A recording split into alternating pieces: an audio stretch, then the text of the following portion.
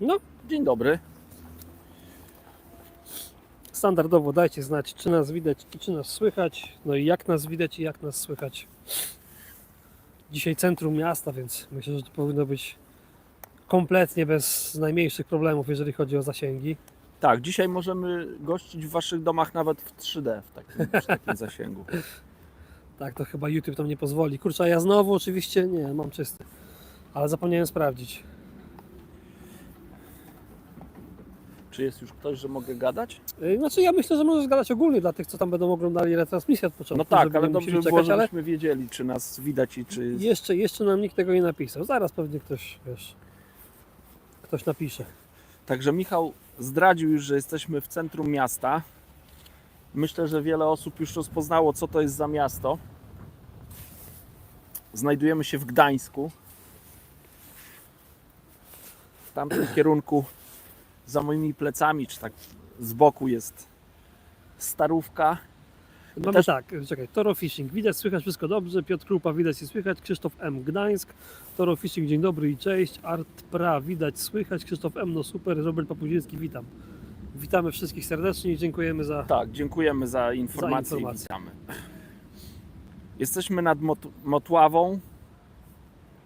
Pierwszy raz jestem nad tą rzeką, chociaż jak bywałem w Gdańsku, gdzieś tutaj chodziłem po tych deptakach, to jakoś zawsze nad tą wodę mnie ciągnęło. Jeszcze pamiętam, jak na koloniach byłem w Gdyni i właśnie mieliśmy wycieczkę do Gdańska, to tak chciałem kiedyś tutaj przyjechać. Minęło prawie 40 lat i jestem na Bach. Motławie. Filip Janusza Kisielewski, witam w Gdańsku, cześć chłopaki. Cześć. Na razie z rybami jest tak jakby taktyczne zero. Czekamy aż ryby się ruszą. Tak jak tutaj rozmawialiśmy z wędkarzami, no, którzy wędkują częściej, no to mówili, że Motława bywa bardzo kapryśna. Są dni, że te leszcze tutaj, bo przyjechaliśmy na leszcze, że te leszcze biorą, są takie, że ciężko cokolwiek złowić, ale przeważnie nawet jak one biorą, no to trzeba swoje odczekać, więc ja na razie powolutku buduję łowisko i czekamy na leszcze.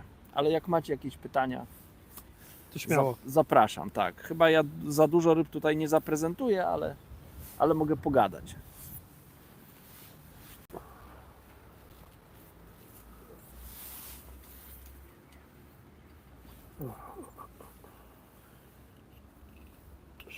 Sekunda. Tak, Michał musi telefon sobie dobrze. Bo nie znają tego łowiska.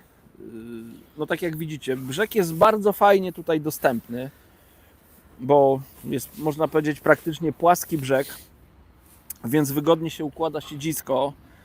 Zwykły fotel myślę, że też tutaj praktycznie na płasko można by było ustawić. Problemem jest odległość stanowiska do wody, bo tutaj ja tak się mocno nie wychylam, ale tam jest ponad 2 metry do dołu, do powierzchni wody.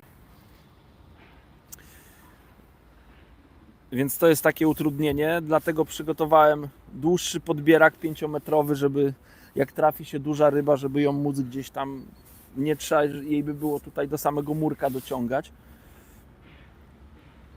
Tu wędkarstwo z buta pyta się, witam, czy wiesz może kiedy będzie Super Light i powiedz mi, jakie ciężary według Ciebie wytrzymuje wersja 3-metrowa. To kiedy będzie, to tak dokładnie nie wiemy. No, wiecie jak to jest. Jest różnie. Tak, ja też nie wiem, więc nie chciałbym wróżyć z fusów. Jakie obciążenie 3-metrowy kij? On jest chyba do 30 gramów, z tego co pamiętam. No i ja nie bałbym się rzucać 30-gramowym koszyczkiem plus wsad. Znaczy ja nie... Jakiś tam testowy model, jak byliśmy w Anglii, to Michał, coś tam oglądaliśmy.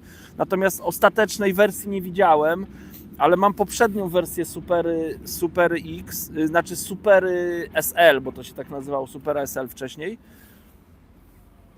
No to spokojnie 30-gramowym koszyczkiem można było rzucać. Oczywiście no nie jakąś tam wielką szklaną plus wsad, ale tam powiedzmy koszyczkiem SM 30-gramowym wytrzymywał. Sebastian Bloch pisze, dobrego informatora masz u nas w okolicy. Pozdrowienia. No nie narzekam. Pozdrawiam. Piotr Miara, panie Adamie, jakie poleci pan spodnie ogrodniczki, żeby ogrodniczki przeciwdeszczowe na okres wiosna, lato, jesień? Nie zależy mi, żeby było cieplane. No to w ofercie Prestona są dwa rodzaje. Topowy model DF Ultra. To jest to, co ja mam na sobie teraz. Wodoodporność 25 000. Jak na razie jeszcze wszystko suche mam, a nie zmokłem. Więc z czystym sumieniem polecam. Bardzo wygodny kombinezon. O! Nawet mam rybkę jakąś niedużą, ale mam. Wiecie co, my musimy live odpalać, żeby te ryby zaczęły brać, bo to już... Tak, dziękujemy Wam za Tak. dobrą energię. Bo... Tak, to na razie, cześć. Bo to już jest któryś raz, kiedy tak kminimy z samego rana, że kurczę, może teraz, bo się będą wkręcać i już nie pierwszy raz jest taki, że odpalamy i I ryby coś się jest. wkręcają. Wracając do ogrodniczek, one są fajne, bo mają tutaj wysoko ten materiał z boku, z tyłu, więc dobrze chronią tylną część pleców i bok. Tutaj z przodu... Zapniesz? Dobra. Tutaj z przodu też mają... A się nie wyłączyło, nie? Tutaj z przodu też mają tą część dosyć wysoką i szeroką, więc dobrze chronią nasz ubiór przed ubrudzeniem. Bardzo fajne. Z tym, że są dostępne, z tego co się orientuję, tylko w wersji z kurtką. To okonek Tak jest. będzie, okoń. Ale oko jest. Ale jaka czysta woda tutaj O, jest. bardzo, no. Aż żal, że underwaterów nie porobimy. Potrzebowałbym chyba z 4-metrowego kija. Michał, drugi kombinezon to jest DF Hydrotech. Tak, DF Hydrotech, no. DF Hydrotech, on ma troszkę na papierze gorsze parametry, jeśli chodzi o wodoodporność.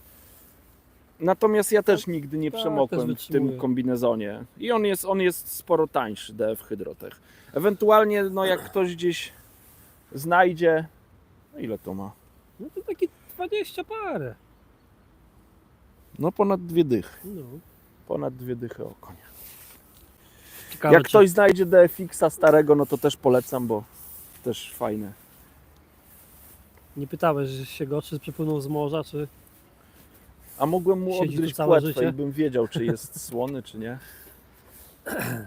Michał Koreń, cześć. O panowie, nie sądziłem, że zobaczę was w moim mieście. Powodzenia. Jak do teraz wam idzie? Motława to trudna woda. No to pierwsza ryba. No ale jesteśmy ile w zasadzie? 1,5 godziny może? Zaczynamy, można powiedzieć. Tak. Robert Papuziński, jaką głębokość, bo raczej dużo na Motławie. No tak jak gruntowałem to łowisko, to mam wrażenie, że tu jest niewiele ponad 3 metry w tym miejscu, co ja łowię. Im tutaj troszkę mnie bliżej jest głębiej. Jak się odsuwałem dalej, jeszcze było łowię na 25 metrze, odsuwałem się dalej, to tam powoli się wypłycało, po czym tak około 35 metra no wyraźnie płycej było, około metr płycej było. Wędkarstwo z buta. Jak miałeś kij w ręku, to ta wersja prototypowa miała mniejsze przelotki od Super X. Pytam się, bo nie wiem, czy Centris 520 NT będzie dobry. Nie dosłyszałem, jak mówiłeś o koszyczku 30 gramów, o jakim rozmiarze. SM. Jakie przelotki? No to jest Super Light, tylko to jest 3,60, najdłuższy. To można zobaczyć, tutaj te przelotki są takie na wysokich stopkach, mała średnica, bardziej delikatne są te przelotki niż Supera w klasycznej Superze, bo ja 3,60 klasyczną Superą X bardzo lubię łowić, a tutaj właśnie mam tego Super Lighta i to uzbrojenie jest takie delikatniejsze. I z tego co pamiętam, w tej trójce też jest takie delikatniejsze uzbrojenie. Harry, hejka panowie, siema. Cześć. Darek Siwiec, witam. Wędkarstwo z buta i co to za kij, co używasz? No to jest właśnie Super Light, tylko że w wersji 12. Supera X, o już było wskazanie, Supera X Super Light 12-stopowe wędzisko. A tu był przed chwilą jeden pan to mówił, że najpierw będą okonie. Także tu widzę, miałem rozpykaną wodę. Tak, Maciek był, który mi tutaj podpowiedział, gdzie stanąć. I właśnie Maciek powiedział, że tu godzinę się czeka, nie ma brania, później przypływają okonie, a później przypływają leszcze, więc Jest na razie zgodnie z planem. Czekaliśmy jakoś lekko ponad godzinę. Paweł Podgórski, witam panów. Witamy. Hubert Skórzewski, witam. Witamy. Słuchajcie, tylko wtrącę, Dzień bo dobry. zawsze jak wtrącam, to pomaga. Prawie jest nas 100 na live, a łapek w górę tylko 8. Także jak możecie tam kliknąć łapkę w górę, to tam chwilę zajmie i możemy lecieć dalej. Wędkarstwo z buta, cześć. Ponawiam pytanie, czy Centris 520 będzie dobry do 3 metrów? A, bo nie dokończyliśmy, bo padł okoń. Centris 520? Tak. Oczywiście. Oczywiście. Ja sam tutaj mam 520 i do trójki też bym z chęcią 520 używał. Wiesz co, Więc ja mam wrażenie, że często właśnie ludzie myślą, że im ta wędka jest lżejsza, ten kołowrotek powinien być mniejszy, a ja myślę, że przy fiderze to nie do końca. tu chodzi o to, żeby dobrze, wygodnie się zwijało zestaw, a różnica między, nie wiem, kołowrotkiem Centris 520 a 420 czy 320, z tego co ja się orientuję, to jest wielkość korpusu tylko. Znaczy korpus jest dokładnie ten sam, jedynie rotor i szpula są różne. Michał Koreń, a jaka taktyka na dzisiejsze łowienie? Jaki rodzaj zanęty i przynęt?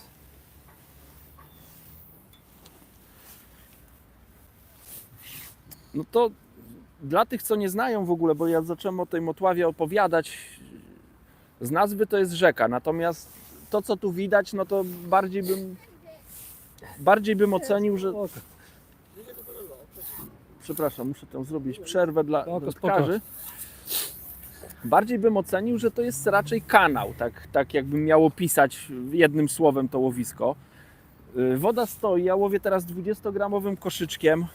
Jakiegoś ruchu wody nie widać. Oczywiście z tego, co tutaj się orientuję i sobie potrafię wyobrazić, no to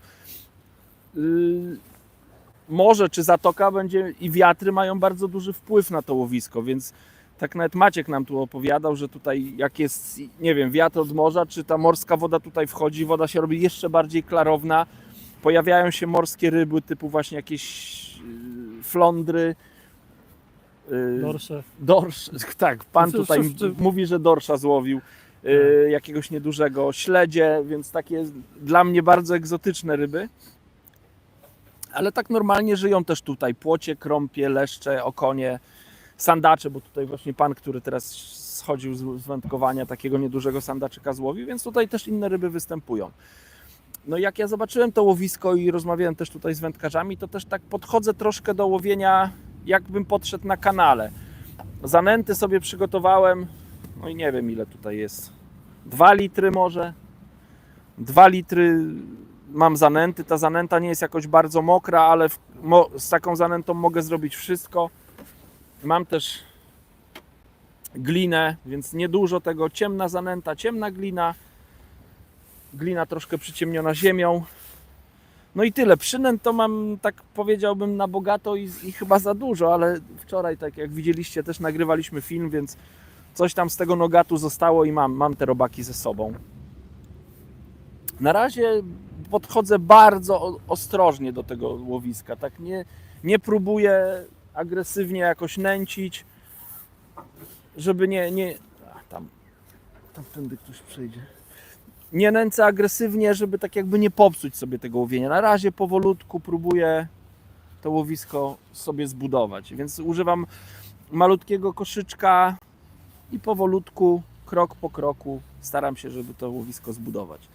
Markow, witam. Panie Adamie, jaka jest różnica między kaloszami Dryfish a nowym modelem Hydrotech? Ja tego nowego modelu nie widziałem, więc Jeszcze go nie mieliśmy jakby na nogach, więc... Tak, więc nie wiem. Trudno jest mi powiedzieć, bo tak na pierwszy rzut oka, no to tam chyba podobne są podobne, no. bardzo. Ale nie wiem, no nie chciałbym tutaj się mądrzyć, bo po prostu nie miałem tych nowych. Stare bardzo lubię. Jest jakaś następna rybka. Ale nieduża. Nieduża, no. Takie jako ciekawostkę może tutaj wtrącę między kaloszami, że jak się ten live zaczął, to do Michała powiedziałem, bo tutaj, tak jak miejscowy tutaj przyszedł, mówi glina, jokers, nic więcej, a ja i tak zacząłem łowić, a teraz pierwszy koszyk przed tym okoniem zacząłem dendrobeny cięte dodawać. I tak, i po tych dendrobenach od razu przy pierwszym rzucie coś się zadziało. No ciekawe, to jest też okoń. O, tym razem mniejszy. Ale coś tam się zadziało. No tak mam nadzieję, że jeżeli te okonie gdzieś tam w wodzie zrobią zamieszanie, to i inne ryby przypłyną. To nie są jakieś takie okonki jak na Żerańskim, które bardzo denerwują i są w liczbie bardzo dużej, więc mam nadzieję, że tej wielkości ryby zwabią leszcze. Kamil Zieliński. Cześć panowie. Adam, wolisz łapać na prywatnych stawach, czy w dzikich wodach, nie spodziewając się, co możesz złapać?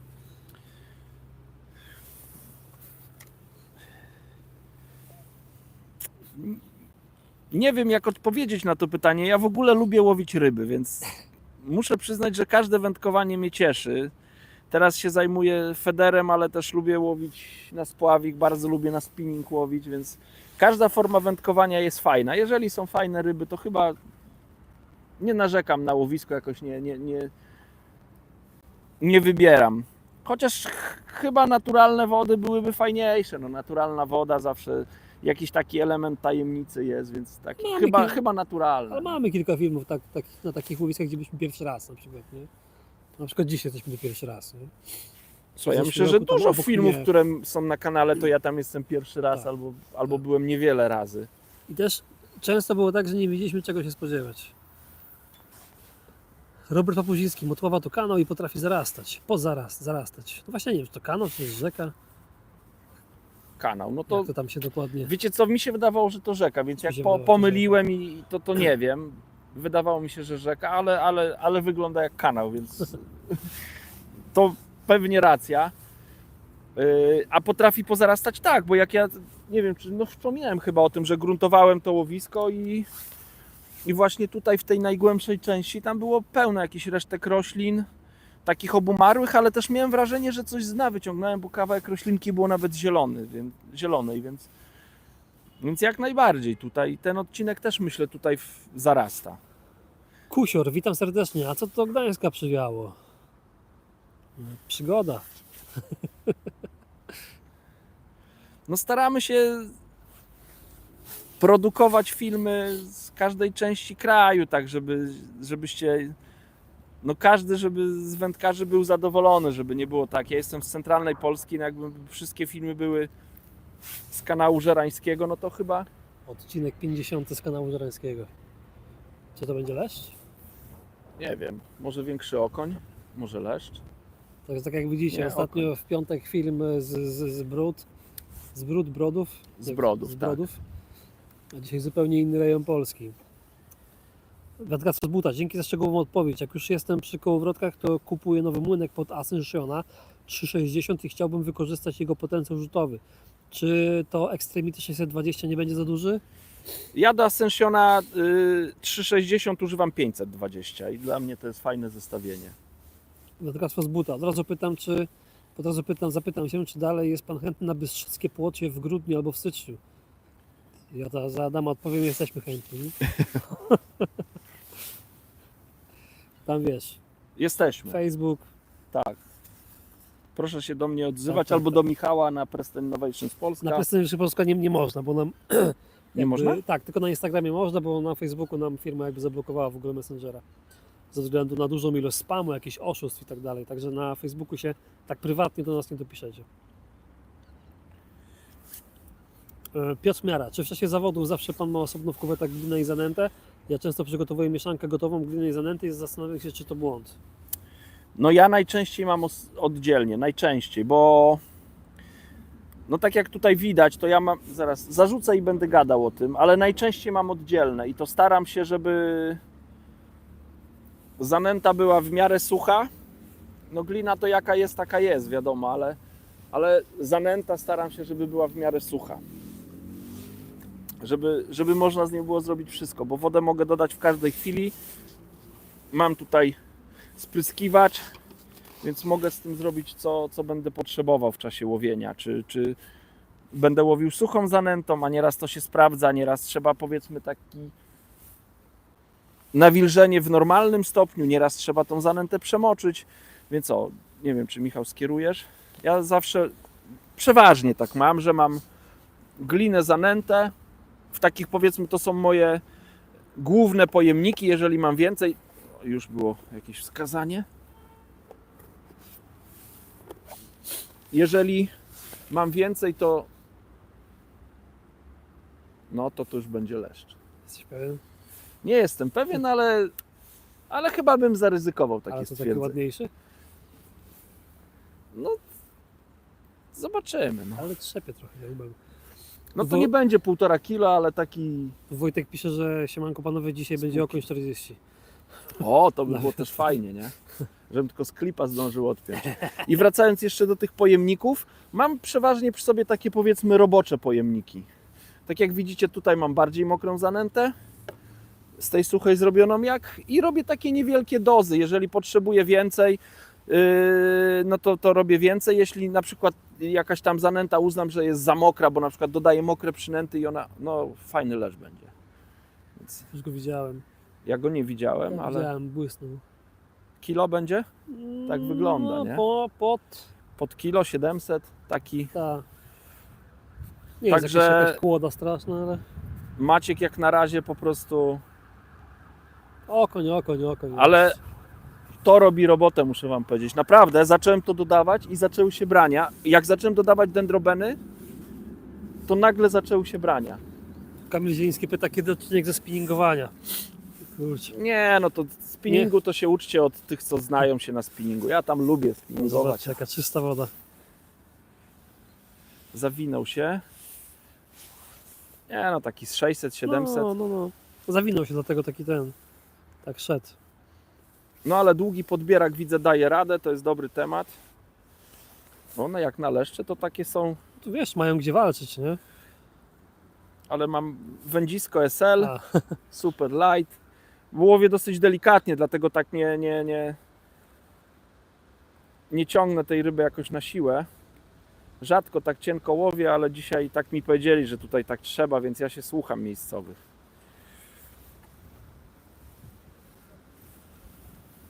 o.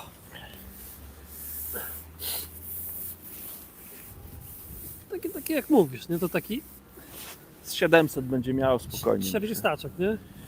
40 parę.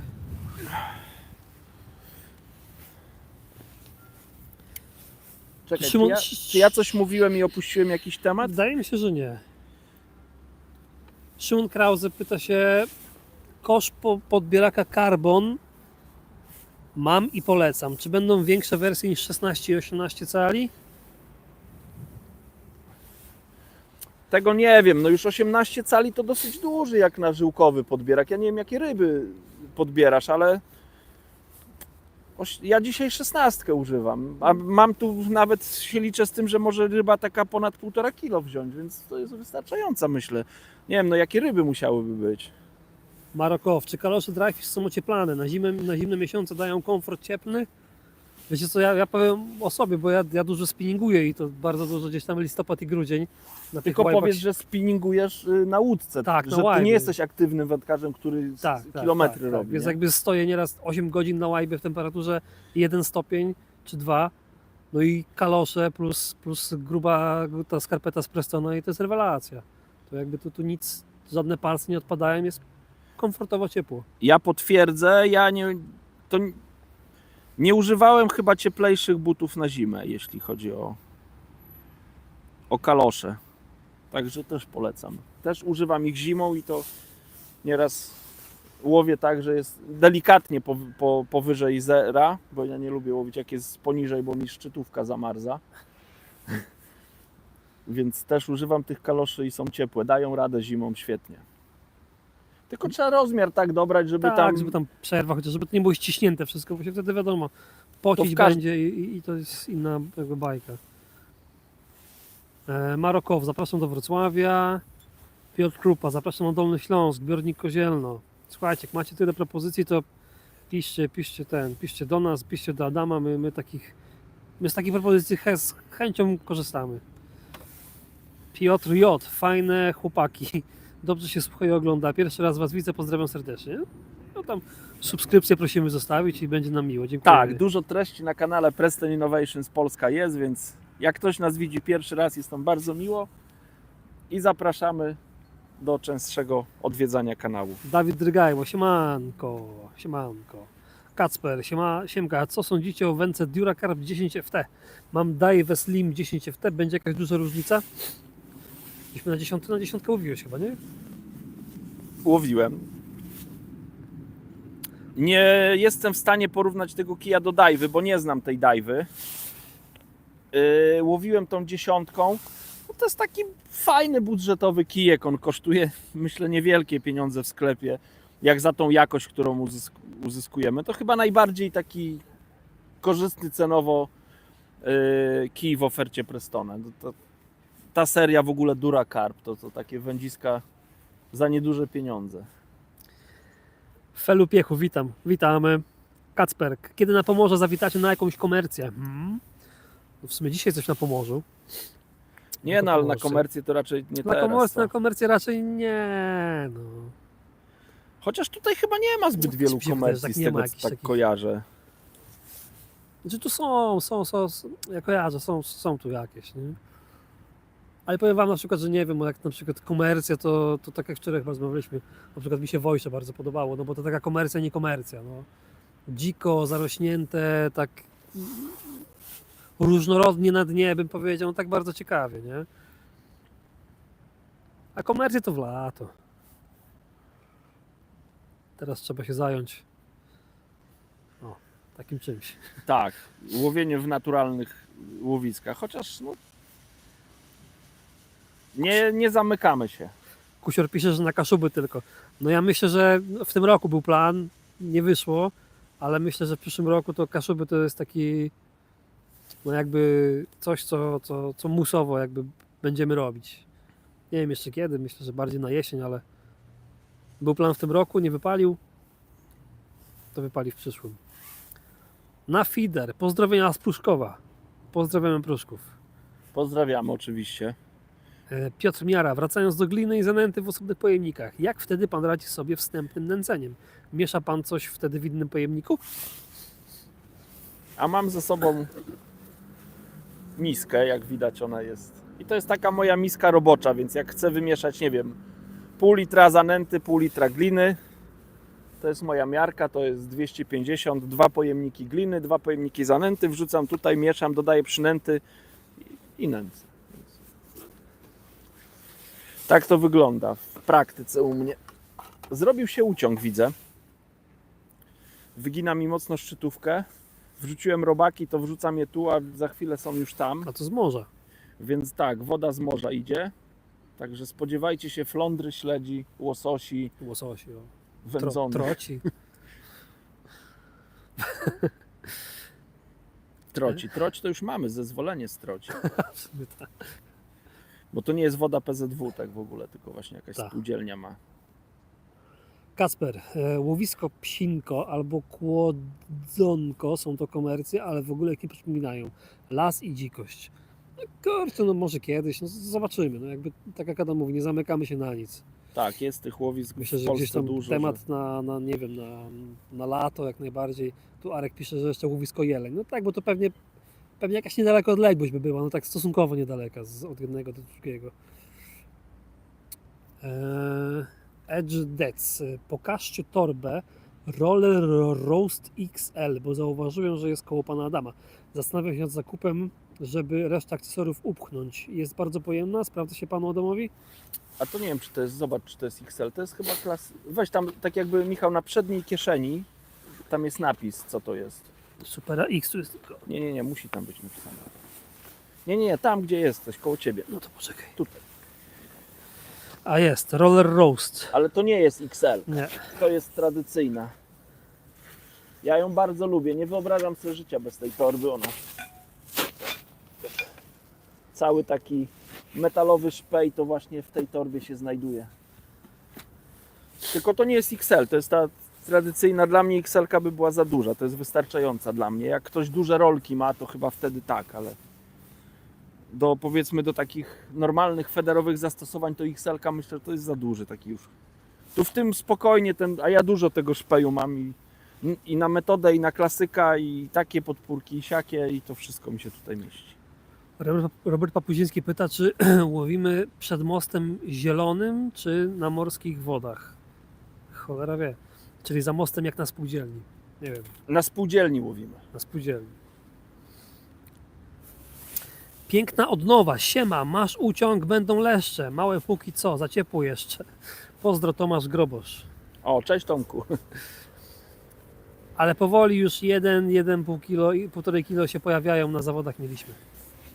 No u mnie też coś teraz było, bo tak jak mówiłem, szczytówka mocno się wygięła i przynęta była ruszona, więc ja tak myślę, że w tym łowisku coś tam zaczyna żyć. Edge Deads, dziękuję bardzo, to chyba w takim razie z XL zrezygnuję, wezmę standard. Kurczę, myślę, że do feedera to wystarczy. Tak, chyba. wystarczające, bo to już, Jakby tam jakieś to tyczki już czy naprawdę coś, jest taka dosyć obszerna torba. No. O, na razie koniec. Pytanie, jak coś jeszcze macie, coś mi opiszcie. Ja myślę, że jakieś 10, tam 15 minut max i statek standardowy, takie 45 minut będziemy kończyć. Piękna odnowa się pyta, jakie haki? Jakie haki? Zarzucę i zaraz będę gadał, muszę się skupić, żeby celnie zarzucić.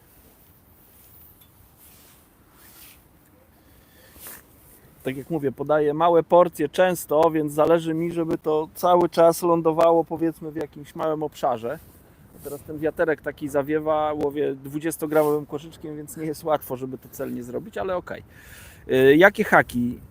Teraz mam haczyk, zaraz zobaczę, chyba 18 N40. To jest, ja rzadko takim małym haczykiem łowię. Ale to chyba mam ten haczyk, właśnie muszę zerknąć, bo normalnie łowiłem tak, 18 N40 na 9 przy ponie.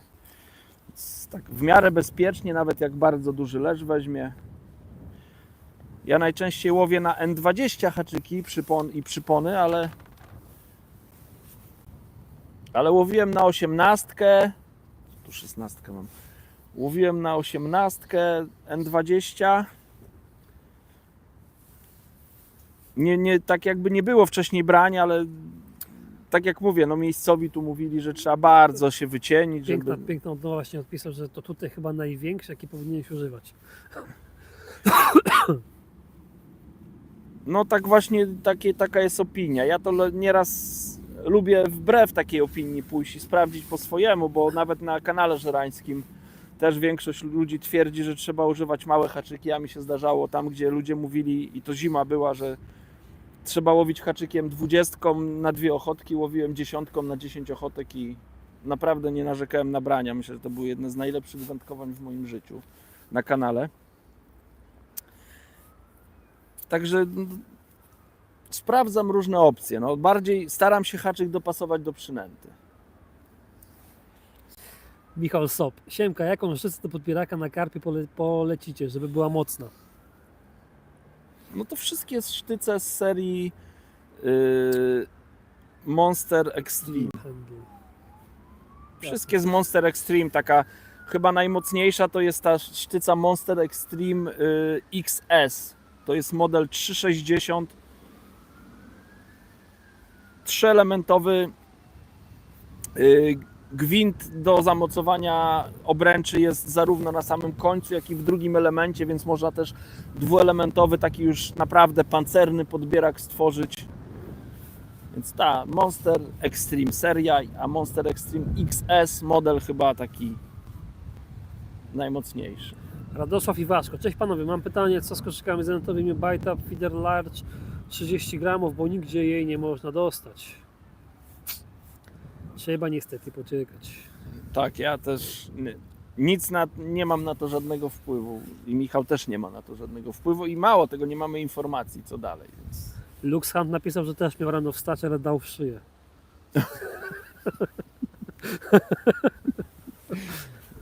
Proszę podać adres doniesiony kefir. Pęcisław, cześć, gdzie jesteście? Gdańsk, Mutława. Bronex się pyta, jak szukać ryb po tej porze roku? No to jest dobre pytanie, bo lokalizacja ryb po tej porze roku, no to myślę, że to jest kluczowy temat, żeby mieć udaną wyprawę.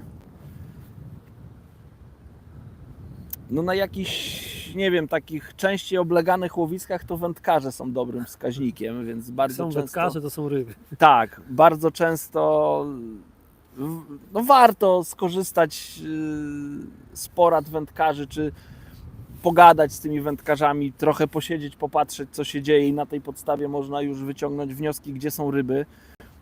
Jeżeli, nie wiem, no ktoś na przykład łowi w jakimś dużym, dzikim jeziorze i tam zbyt wielu wędkarzy nie ma, to myślę, że raczej o tej porze trzeba szukać miejsc głębszych niż płytszych. Wiosną raczej ryby będą płytko. Przepraszam, bo ja jakieś wskazanie miałem, muszę tutaj być też czujny. No, zima się zbliża, te ryby już się będą powoli gdzieś tam gromadzić. O. Więc raczej w głębszych miejscach szukać zbiorników czy jezior niż w płytszych. Nieraz trzeba sprawdzić, no. Nieraz nawet rzucając ciężarek zamiast koszyczka, jakiś wziąć zestaw bez przyponu i zamiast koszyczka zaczepić ciężarek. Jak ten ciężarek wpada do wody, to nieraz jak ryby się gromadzą w jakieś większe tam powiedzmy ławice, to czuć, że ten ciężarek gdzieś tam po rybach opada no i można znaleźć takie miejsce. Nieduża rybka. Łukasz Mazur, witam. Może przy okazji jakiegoś następnego filmu poruszycie temat, kiedy, jakie haki stosujecie i długości przyponów. Jeśli chodzi o haczyki, to jest film na kanale Prestona odnośnie haków. Nie wiem, czy to wyczerpie ten temat, ale... Myślę, że nie, bo tam chyba, chociaż nie tam też mówiłeś, nie? Co mniej więcej jaki haczyk, jaka przynęta, ale no, można by pewnie było poszerzyć to o gdzieś tam długość przyponu, co, kiedy, po co, na co. Pomysł dobry, przemyślimy. Tak pokrótce, jeśli chodzi o długość przyponu, to ja mam takie podejście, że trzeba dobrać taką długość przyponu, która zapewni czytelność brań, że jak ryba bierze, to będziemy mieli informację na szczytówce, że ojejku, Myślę, że w łabędziach. akurat wiatr zawiał i trochę zniosło.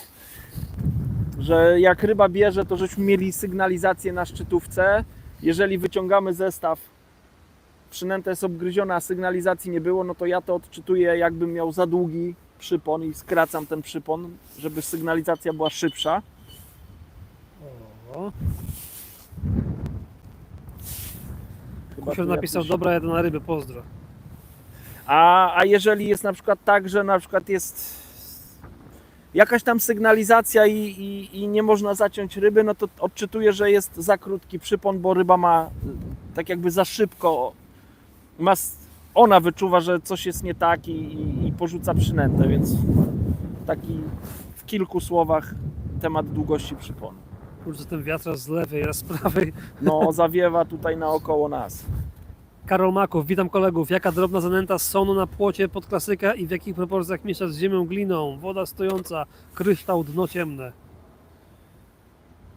Spróbowałbym nowej zanęty Sanubites z serii DM Natural Feeder. To się nazywa Hemp and Coriander, czyli konopie i kolendra. To jest według mnie świetne połączenie na płocie.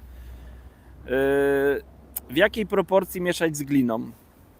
Nie jestem w stanie odpowiedzieć na to pytanie, bo to trzeba sprawdzić na danym łowisku i o danej porze roku, bo może być tak, że nieraz trzeba łowić czystą zanętą z przynętami, a będą też takie okresy, że nawet dodatek zanęty jest niewskazany, albo trzeba tej zanęty użyć mało, więc na to nie odpowiem, trzeba sobie sprawdzić na swoim łowisku. Jakub Nazin, cześć chłopaki. Ciema, witamy. Cześć. Cluster 5. Czemu pan zrezygnował z Method Feeder? Chodzi mi o zawody. No do końca nie zrezygnowałem, startuję w jakiejś tam niższej rangi zawodach Method Feeder. Chciałem skupić się na federze klasycznym. No to jest tak jakby metoda, która mnie najbardziej pociąga i w której no chciałbym się lepiej realizować, więc skupiam się na klasyku. Chciałbym też trochę czasu dla swojej rodziny poświęcić, bo mam takie poczucie, że tego czasu za mało poświęcam. Więc myślę, że tyle. Dobra, na razie mamy koniec pytań, mamy tak 40 minut live'a, więc jak coś jeszcze macie, to śmiało piszcie, odpowiemy i będziemy wracać do nagrywania filmu. Się trochę zimno zrobiło. Robert Papuziński, jakie koszyki na motławie używasz?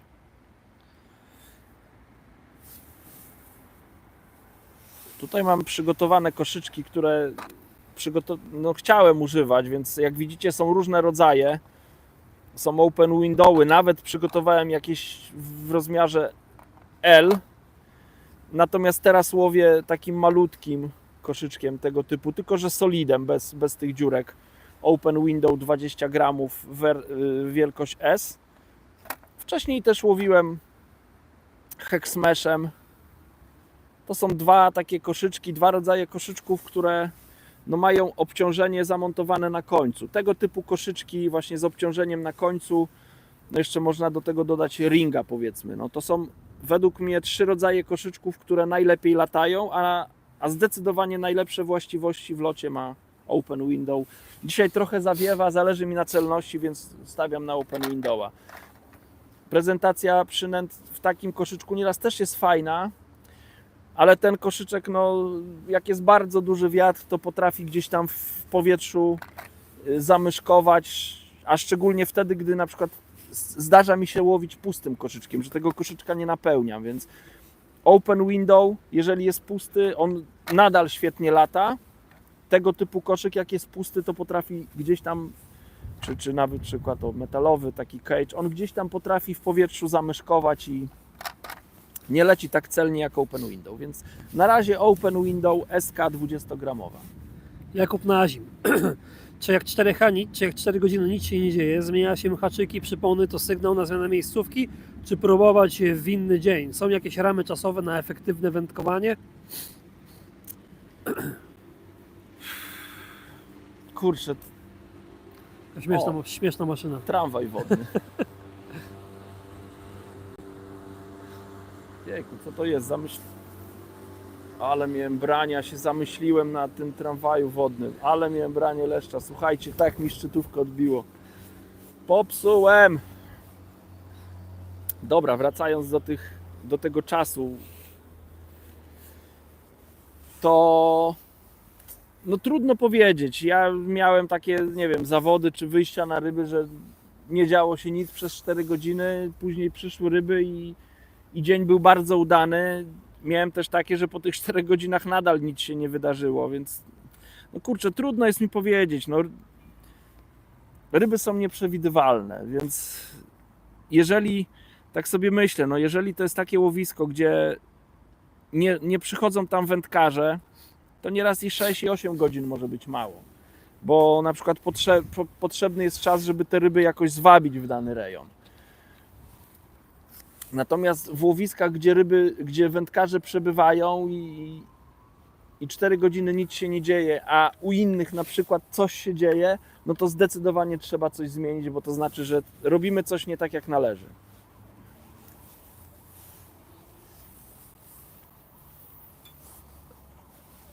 No, ale fajnie, że się jakieś ryby wkręciły, to przynajmniej ja już będę wiedział, co zawsze robić, jak nic się nie będzie działo. Odpalić live'a, poczekać chwilę i ryby murowane. Tak, ja myślę, że teraz było branie, bo szczytówka tak odskoczyła, ale przynęta była nieruszona. Więc dziwnie to wyglądało. Być może to taka obcierka tego dużego leszcza, na które tutaj przyjechaliśmy. Poranne rolnictwo. Witam wszystkich serdecznie. Witamy Piotrze, ale się będziemy niedługo już żegnać. Dzień dobry. Tak, live będzie obecny, znaczy dostępny do obejrzenia. Oczywiście, retransmisja jak zawsze. Kurczę, woda wzrosła, więc chyba trochę nagoniło tej wody tutaj z morza. A masz rację, no. A kolejny live? Kurczę, nie wiem. Jakoś w listopadzie, ale bardziej chyba druga połowa się będziemy jakoś gdzieś tam z Adamem widzieć. Teraz trzeba te wszystkie rzeczy usiąść i pomontować, tak, a trochę tego bardzo jest. pracowity październik, bo trochę filmów powstało. Tak. Z niektórych filmów nie robiliśmy live'ów, ale Michał ma teraz robotę do montowania, więc czekajcie na, myślę, fajne materiały na kanale Preston Innovations Polska na YouTubie. Artur L. Hej, na zimnej wodzie nęci wstępnie wałkami, czy raczej nie?